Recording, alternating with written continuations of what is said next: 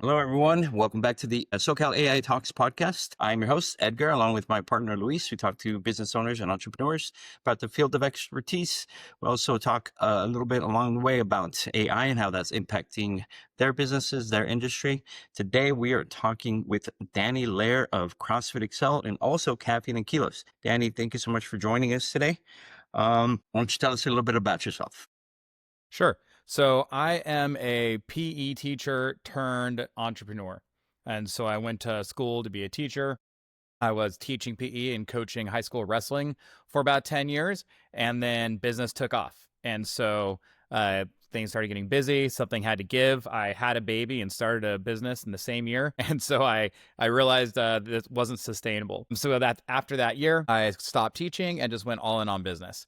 And so the gym, Excel Health and Fitness, home of CrossFit Excel. We also have a yoga studio in there and some other stuff. That started in 2008. And so we've been at that for a little while now, about 17 years, I guess. And then Caffeine and Kilos started in 2013. And so we're 12 years into that. And so just Excel Health and Fitness, the gym, we're a CrossFit affiliate. We have a yoga studio. We do athletic training for youth and some different things like that. And then Caffeine and Kilos is a lifestyle brand in the fitness space. And so, Caffeine and Kilos, drinking coffee, lifting weights, that's how they get tied together. So there's a huge coffee and caffeine, within fitness, right? Everybody I know that works out drinks coffee.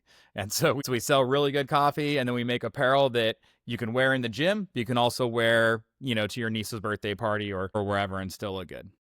Yeah, I see your logo here on your shirt. Can you go up a little bit? Yeah. Coffee and Kilos. Yeah. Awesome. Well, congratulations on the success. I mean, you've been in business for quite some time already, so congrats. Edgar and I both wrestled in high school, and when I saw your picture and I saw your neck, I'm like, he looks like a grappler. I'm like, I wonder if he does jiu-jitsu or something. But anyway, I didn't want to, throw that out there at first. But since you See that and the cauliflower ears, right? I got a little bit. Yeah.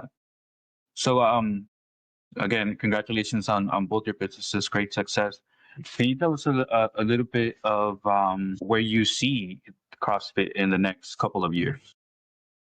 Well, CrossFit as a whole, as the big company, I'm not really sure. They've had a lot of changes recently and restructuring things they're doing. Seems like there's less of an emphasis on the competitive side, the CrossFit Games, which I'm actually totally fine with. I have been a long time been a believer that all the emphasis in the CrossFit Games and all that isn't really what moves the needle, right? It's cool, whatever. It's impressive what people can do. But what gets me excited is the everyday person. We have, in my gym, we have, let's see here, 2 years ago, we had 3 people that all lost 100 pounds all within the same calendar year. Right. And we get that type of thing every year. Every year we get, 1 or 2 people that lose 100 pounds. We get another, call it 4 to 6, maybe 8 people that lose kind of 60 to 80 pounds. And then, people just losing 30 pounds type thing is you almost get jaded to it. You see it all the time. And so that's the stuff I get excited about. We have a program, we call it CrossFit Silver, but it's for ages 60 plus, right? And so a lot of people in there are late 60s, early 70s, like my parents who just retired. And then they're trying to get in shape for retirement. They got a trailer, they like traveling around, and they want to be able to do the stuff they want to do, for as long as possible, right? Now they got a little bit of time on their hands. And so it's all right, we can go to the gym, get in better shape. And, it's funny, the stories out of that program, they sound kind of funny or whatever, but we're talking big stuff like this. It's kind of a funny example, but this guy, Alan, we're like, hey, Alan, how you liking the program? What do you think? And he's like, you know what? Actually, he's like, my arthritic big toe doesn't bother me anymore. And it's the funny, of course, that's the most old person fitness program story you can have. However, that's the whole thing. This dude, it has hurt to walk for the past 3 years of his life. And then now it's oh, it doesn't hurt to walk anymore. And it's that actually probably has a bigger impact on your life than losing 10 pounds or whatever, right? Because that's probably part of the reason why I put on some weight and hurt to walk, And also, so his wife says he's being nicer at home because he's not all grumpy because he's not in pain all the time, right? That is and hilarious. it's stories like that. Actually, I get more excited about that than I do about somebody, whatever, putting in this crazy, mile run time or something, right? The show, yeah, but the competitions are getting kind of crazy. I didn't when I saw those, I'm like, oh wow, they have CrossFit games now. That's kind Yeah. of cool. I did see on your website, yeah, that you also teach kids. How you have like a CrossFit for kids, and I was wondering what the silver was, and you just explained it. That's awesome. So you have a broad range of members Yeah. in your gym. It sounds like. Yeah, it's cool. We have quite a few families. Like most of the people in the silver program, call it the old people program if you want. Anyway, that's a lot of them, their kids or grandkids go to the gym, right? And then they've probably been trying to convince their parents or grandparents to go. And the truth is, they could go to any of our classes. Like we always modify things for people, whatever they need, but they're intimidated to start. And so this is something they feel like they can do. And they come in and, it's a class of other people that are their age and kind of make some friends in there and that type of thing. So there's that social aspect also to it. But we have members who, you got 3 generations in there, right? Like, I mean, it's true of me, but obviously I own the gym, but it's not just my family. There's other people as well. It's like there's this lady that goes to the gym. She's a lawyer and total badass. Well, like her kids have done the kids program. She does our regular program, and then she's got her dad is coming in doing the silver program, right? And it's like we have that actually quite a bit. There's quite a few families in there, and people talk a lot about generational wealth and trying to build things for the future, but I think a under discussed topic is generational health, right? Because that's completely health a thing too. If your parents, eat like asshole. Is there like a language situation with this? No. Okay. So like if your parents eat like assholes and they're just doing their best. They don't know any better, right? Like if you're eating out at fast food, 4 or 5 days a week and that's just your life, you're probably going to do the same thing, right? Whereas if your parents mostly have home cooked meals, and then you're probably going to do the same thing. If you grow up around an active family, I mean, my parents were playing like rec league soccer when I was a kid.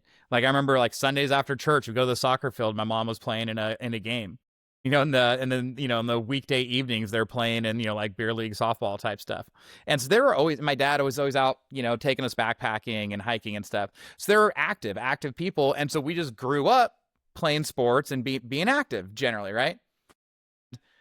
So it's like by doing this, by getting these people in and, helping them see the benefits of working out and eating healthy, and then their kids see their parents doing it. So it's a normal thing. Oh, it's like just going to the gym every day or going to the gym 3 days a week is just a part of life. It's a normal thing, right? And so that's right now we have sometimes people come in and it's like they've never been inside of a gym in their entire life. Like they join, they sign up, like I've never worked out, like not once, never been to a gym.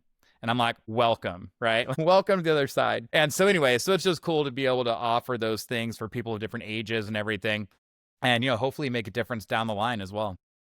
Well, it sounds like you're making a big difference. Yeah, I can definitely relate. So I'm a former gym owner myself. I used to own a Fit Body Bootcamp franchise. This was back in 2020. We bought it from the current existing owner at the time in 2019. That was right before the pandemic, so you can imagine what happened right after that, right? Yeah.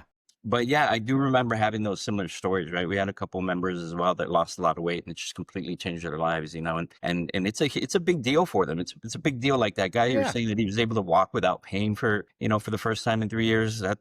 It's as small as that sounds, to him it's a big deal. So to be able to impact people like that is definitely big, in the industry. I mean, there's one guy that's another quick example is he came in and lost 100 pounds, and he completely, like over the process of that, over the year that takes, he completely changed his life. And so he now, like, he's a member. There's like a local indoor rock climbing gym. Like he does this like indoor rock climbing, right? A couple days a week. He joined a salsa studio. The dude's like taking dance lessons. You know what I mean? Like this guy, like when he was 100 pounds heavier, like he's not going to rock climbing. He's not taking dancing lessons. Like there's no way, And it all started with like being consistent in the gym, cracking out on his diet, losing the weight. You lose some weight, you gain a little confidence. You realize maybe you can do some things you didn't think you could. You try it. Oh, I can actually do, whatever. And it's like in 1 year, this dude went from being, 120, 150 pounds overweight to losing 100 pounds, going rock climbing and taking dance lessons, right? Just like a completely different life than he was living before. And it's like, that's pretty wild. Yeah, that's cool. So, Danny, talk to us about some challenges that you see in your gym or in the fitness industry. What are some bottlenecks or challenges that you've seen at this time? I mean, the number one thing seems to be marketing and sales, right? Like, you're always trying to get people in. It's always it's just a math problem as far as you have to have your sales systems in place. But, it's like, so then you try to get leads for the lowest cost possible, and then you nurture them and try and sell them into memberships, and then try to reduce churn, have them stick around as long as they can, right? That's how they're going to get the results. And I will say one thing that's awesome about being in the fitness industry, and especially the gym side, is what you're offering is good for them, right? And so as far as like trying to sell somebody, like I got no problem trying to sell somebody a gym membership because I know this really is the best thing you can do for yourself, right? Yeah. It's like you're not trying to sell someone some, widget, or you're not selling snake oil or, another TV or whatever, right? And so there's that side of things, which is awesome. But so yes, that's always the challenge. And, it's fine. Okay, well, how do I get the highest quality leads at the lowest costs? And then, what's your process to then get that lead to a prospect and eventually to a client? How do you And I mean, we see your leads? sorry, go ahead, Edgar. Yeah. Sorry. How do you get your leads? What are you using for your leads? Because I remember, I mean, primarily right now it's through advertisement, right? Doing a lot of meta Social media. ads, Facebook, Instagram, and we do through Google, whatever. We do quite a bit too. We're pretty good organic Google. We also so we do some SEO stuff for that. And we also run some, local Google search ads and everything. So it's kind of combination of those things. Do you run challenges for people, or? We do run challenges. That's something relatively, so we've been doing this 17 years, right? So everything has kind of come full circle a handful of times. And so we used to do like getting groups in and doing kind of group on-ramps, like, getting new people in groups. And then for a while we went away from that and kind of get everyone in on a small package of one-on-ones to get them in the door before they start going to our group classes.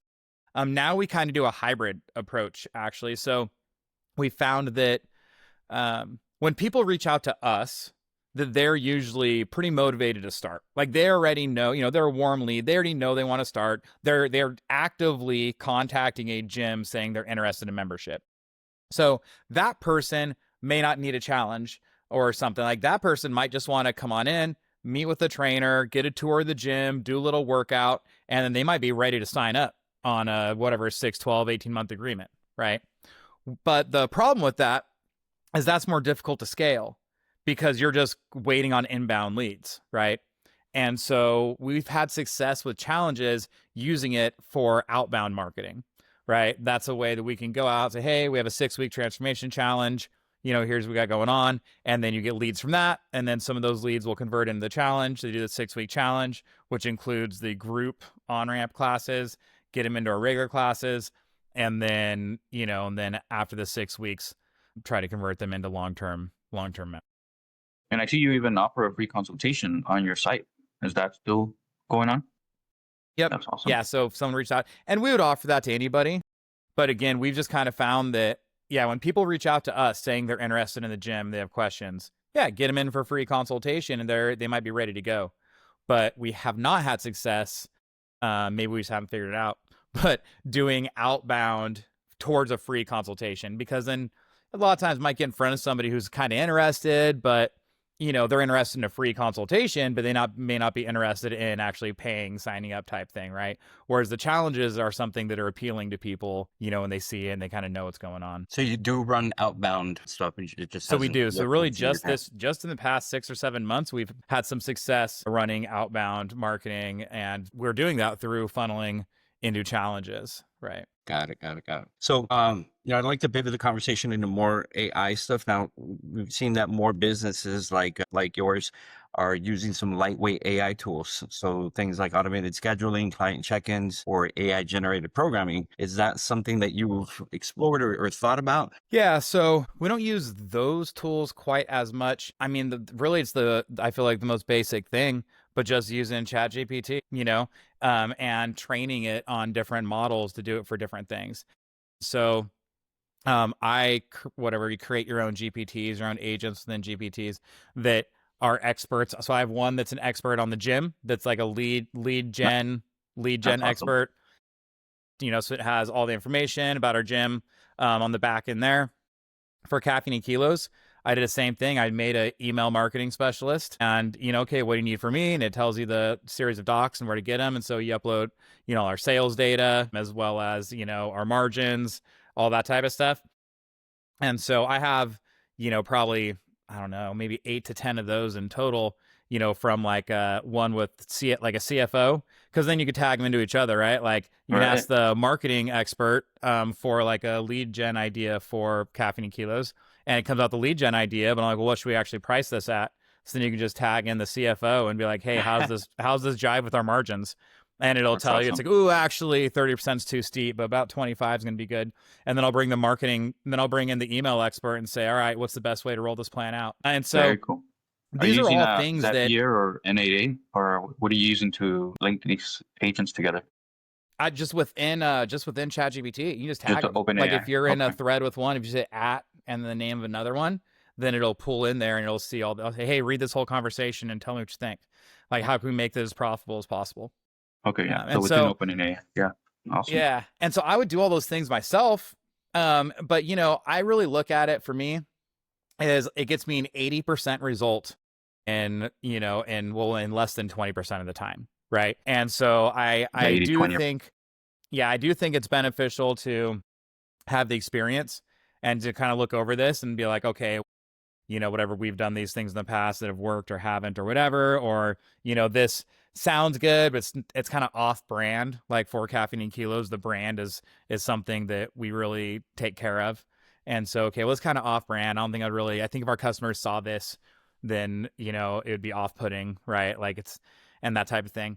And so you just kind of guide it along the way. But, for getting a 80% done, product in whatever, 5 minutes, and then you can just kind of polish it off from there.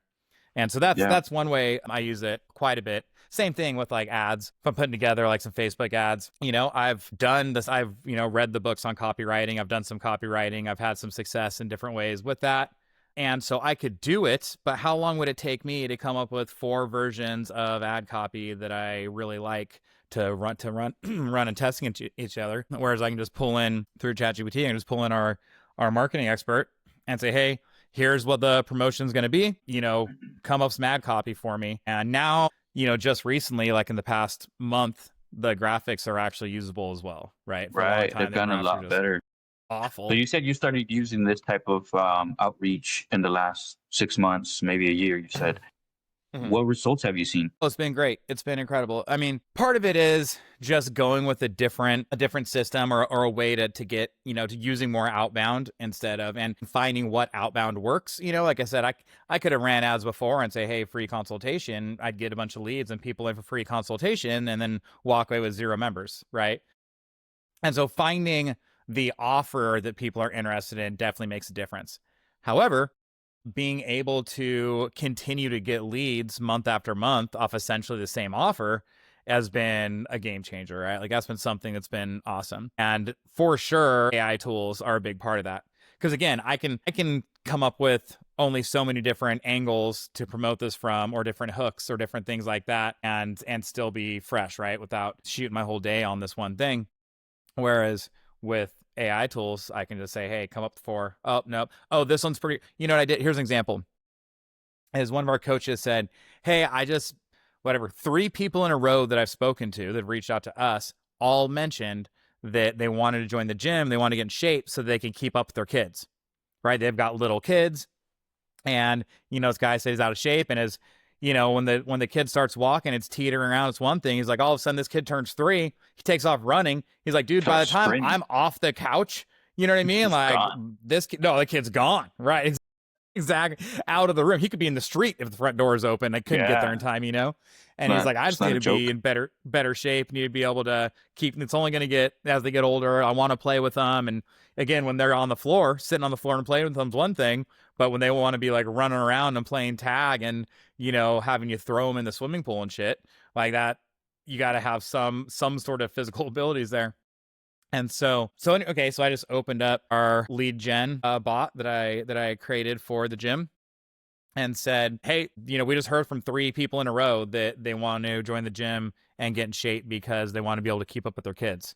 Write up, 4 versions of ad copy around that topic, and then with primary copy, description, and headline options. And then boom, really? there you go. Spins up like 5 options of all those things. And then and I said, okay, make me some graphics. And then it made like 5 or 6 different sets of graphics. And then there you go. Boom, ads up and running, done. Like an entirely new marketing campaign with an entirely new angle, which again, I could have done. It's the 80-20. I could have done it 80% as good and 20% as fast, right? Or it does it, 80% or 20% better or whatever, and 80% faster, Faster. And then again, you just need the human touch to go in there and say, okay, like what of Final this needs to be approval. adjusted or whatever, Right. but it gives you an 80 to 90% product in way less time. I mean, it sounds like you got a handle on it. You're using AI, I think, at an advanced level, I would say. It's definitely more than beginner level what you're doing. What are some other parts of the business that you think could use more innovation in that sense? I do think it's interesting. You mentioned like scheduling, and I don't know exactly what. We're not just, sometimes we're scheduling. I find myself or actually, let me back up. I think part of the sales process, I could do a better job with using AI agents, because I send out, okay, so we have some leads and everything. Well, then the challenge is actually starting next week. So then we just send out a text to all prospects that say, hey, new challenge starts next Tuesday. Are you interested? We find that conversions happen in conversations, right? So it's not just through, hey, here's a link, sign up. Like that's not really going to get it done. You say, hey, this is what's going on. It's at 7 p.m. Tuesdays and Thursdays. Does that work? Does that time work for you? And then they say yes or no. And if they say yes, then I say, oh, okay, great. Here's our location, that has a link to the, the Google Maps, which also has our reviews, which are great on and everything. Hey, here's a link to our location. We're on Moffett Boulevard. Is that close enough to you? Right? And they say yes. I say, oh, okay, sounds great. Like, this is how much, or somewhere along the way, they'll be like, yeah, how much does it cost? Right? Or if they haven't asked that yet, I'll say, okay, great. The cost is $239 for 6 weeks, includes this, that, the other thing. Do you want me to send you the registration link, or do you want to come into the gym, or do you want to come in person and sign up here at the gym? Right? And it's like these series of questions, it's pretty much the same every time, but I'm manually, right, like replying to those. And part of it is working out the details, finding like what questions, what path, is most effective. But I also find myself just copy and pasting, Right. that like Same swipe exact file, right? Copy replies. and pasting these same responses to them. And I do think that an AI agent could easily handle all of that, right? And then I suppose if there's a question that it doesn't know the exact answer to, it could just ping me and be like, hey, go see what homeboy wants, Yeah. So, you can definitely set those up with a lot of if then statements kind of thing. Right. Does Go High Level do that? I'm not familiar with You guys that know tool. anything about Go High Level? We're Anyway. familiar with we've built them with using N8N. And I use Zapier a little bit. Zapier, Spear, however you pronounce it. Oh, That's why I was asking you. Yeah, I use Zapier a lot. Which I guess is AI. I never really thought of it like that before, but that's 100. I mean, that's how the lead that's flow more goes, like right? automation, workflow automation, but you can incorporate some AI in there. I think the agents that you're talking about, where you train them with your background, especially your company that you have so much history, those are getting a lot more popular. So I think you're, like I was saying, I think you're a little bit more advanced than what some other people are doing. And like you set up those agents to, if they say this or then do this kind of thing. So if then. Yeah. But Danny, we are coming up on time here, so we want to be mindful of it. We do also want to give you an opportunity before we wrap up to, tell our listeners and your viewers as well where they can find you and how to, get signed up with your services. For sure. Well, I mean, if you live in Manteca, California, come on down to the gym. Guys, Caffeine and Kilos, like I said, we make Great coffee. It's all organic, sustainably sourced, all that type of stuff. Go buy a bag of coffee, or the apparel, right? Like the shirts, they look good. They work well in the gym. Anywhere I want to go. We actually sell these like blank 3-packs, or just like classic blank tees, just like a little logo hit in the bottom corner, looks real clean. I wear those out to dinner and wine tasting and all that type of stuff. So Nice. anyway, check Yeah, out you guys have everything, caffeine even and hoodies and everything. kilos.com. Oh, I was looking at your store on your Excel Health. Yeah. Hey, Danny, so just to give you a recap of what we're going to do here is, so what Luis and I do is we talk to owners like yourself, entrepreneurs, right? And then we have these conversations. We'll take this conversation, we'll run the transcript through an AI system of ours, and it'll point out any opportunities where AI could be used in your business. What Luis and I do is we like to partner with people like yourself to see if there's any of those services that we can help you implement, right? Sure. So what we'll do is we'll take that analysis for you once we get it, and then we'll send it to you absolutely free as a thank you for joining us today on our podcast. When you get an opportunity, look it over, and if there's something, if you're not opposed to it, if you want to go over that in more detail, we'd love to set up a follow-up call with you if anything piques your interest on that. All right, so we can do that next week, or whenever you're free. Yeah. Other than that, we will also send you a link to this episode and some shorts so that you can use it on your social media, use it on your website, or however you want to use it, to help with your marketing. And yeah, we'd love to be in touch with you in the future regarding that analysis. And hopefully there's some opportunities for us to partner together. Yeah, sounds great, man. Good. I look forward to that. Well, thank you again for your time, Danny. We really appreciate it.